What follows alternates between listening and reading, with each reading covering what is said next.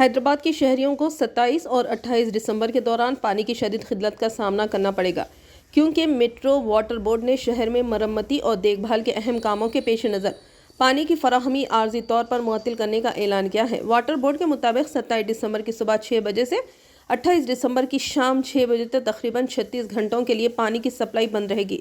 اس بندش کا سب سے زیادہ اثر اولڈ سٹی اور اس سے ملحقہ علاقوں میں پڑنے کا امکان ہے۔ متاثرہ علاقوں میں میرالم، کشن باغ، مغل پورہ، فلک نما، بہادر پورہ، جہاں نما، محبوب منشن، سنتوش نگر، ونے نگر، سعید آباد، چنچل گوڑہ، آرام گڑھ، یاقوت پورہ شامل ہیں۔ اس کے علاوہ وسطی اور مشرقی حیدرآباد کے بعض علاقے جیسے بگل کنٹا، نارائن گوڑہ، دلسکھ نگر میں بھی پانی کی فراہمی متاثر رہے گی۔